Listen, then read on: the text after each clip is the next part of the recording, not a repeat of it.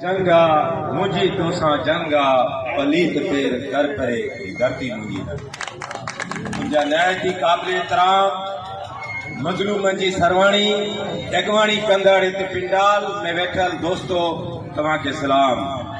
जिए सिंध धरती जिए भुट्टो आज़म जिए शहीद मुर्तज़ा भुट्टो जी इनकलाबी सोच। अॼु अफ़सोस सां चवणो पए थो ही शहर असांजो मालिक असां ताक़त असां चंद चमचनि जे करे एसपी असांखे धमकाए थो। एसपी साहब तो में एतिरी जुरत ऐं ताक़त ई न आहे जेतिरी ताक़त पब्लिक में आहे। असां कानून जो एहतराम कंदा आहियूं, असां ला कानूनियत फैलाइण नथा चाहियूं, असां अमन चाहियूं था। असां पंहिंजी इज़त जेको तव्हां ते फर्ज़ आहे, तव्हां पब्लिक सर्वेंट आहियो, तव्हांखे असांजे टैक्स मां पैसा मिलनि था, इज़त ऐं हिफ़ाज़त करणु तव्हांजो फर्ज़ आहे। चंद पुलिस राशि ऑफिसर बाबा लालचंद समेत समूरनि शहरनि जो जंहिंजी बेइज़ती थी आहे, जिन खे बेगुनाह चालान कयो आहे, हीअ एहतजाज हुनजे लाइ आहे। ऐं जेकॾहिं मज़ीद तव्हां कंदो कि मज़ीद एहतजाज थींदो। तव्हां सम्झो था चंद चमचनि जे ज़रिए ही बैनर हणाए करे ही असांजो इख़लाक़ आहे, ही असांजी इज़त आहे, ही असांजी शराफ़त आहे, बर्दाश्त था कयूं। कॾहिं बि का अहिड़ी रवायत सिंध में तव्हांखे सियासत में न मिलंदी। सिंध सूफ़ियनि जी धरती आहे, भल कयो असांजो बर्दाश्त आहे, असां बर्दाश्त करण वारा आहियूं, पर ज़ुल्म सहण वारा न आहियूं। जेकॾहिं को बदतमीज़ी करे थो त अहिड़ा बदतमीज़ी करण वारा चार गुंडा लोफर असां वटि बि आहिनि। इन जा जवाब ॾियण असांखे बि अचे थो, पर असांखे पंहिंजे वॾनि ऐं असांजे क़ाइद शहीद मुर्तज़ा भुट्टो जे इख़लाक़ में इहा इजाज़त नथो थिए। जमहूरियत आहे फल असांजे लाइ लिख। बाबा शुक्र आहे असां पंहिंजी इज़त खे वॾेरनि वटि वञी न विकिणंदा आहियूं।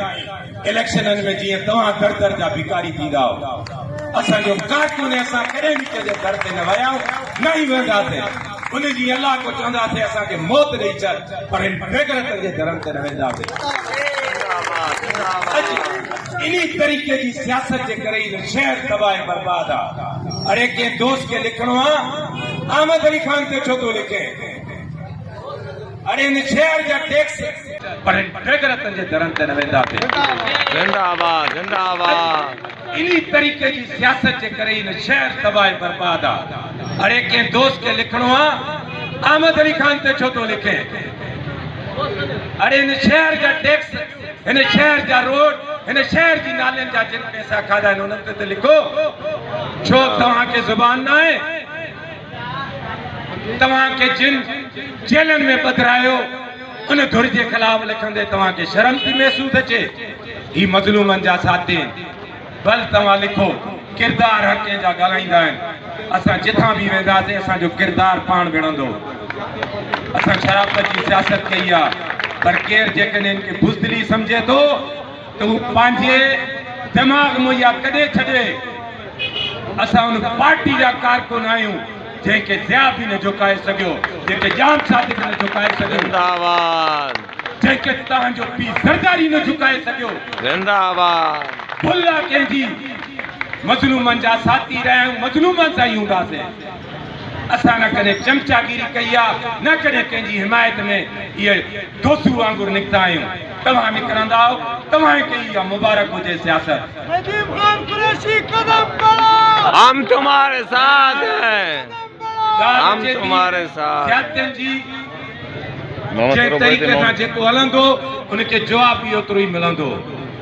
एसएसपी साहब जी ज़ियादतियुनि एतिरी वधी वियूं आहिनि त हाणे हिकिड़ो पुलिस अमलदार आहे, सुबुह जी फैमिली जा माण्हू रोईंदा आया, शहज़ादो कुरैशी बाबा जेकॾहिं हुनखे को कसूर आहे भले उनखे सस्पेंड कर। उन्नू भट्टी थाणे ते वेही करे उन ते तशद्दुद करे थो।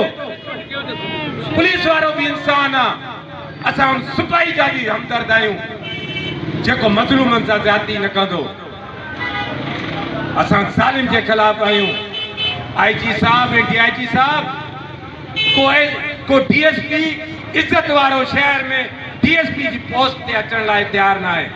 को इज्जतदार नाले वारा SHO ईंदा जैकाबाद जेल में, अज को भी SHO असांजी हद में ना है। सिर्फ चमचागिरी जी हले थी। इहा शइ बंदि थियणु घुरिजे ऐं असां मुतालबो था कयूं जेकी भी ज्यादतियूं आहिनि, जेकॾहिं असां सिमगलर आहियूं त जुडिशनल इंक्वायरी कयो। पानपरा के गुटका हलाईंदड़ हिते वेठा आहियूं, असां ऐलान था कयूं, असां सदा जे लाइ तयारु आहियूं। जेकॾहिं तव्हां सबूत आहे त बाबा तव्हां छो ईंदा हुयो असां वटि,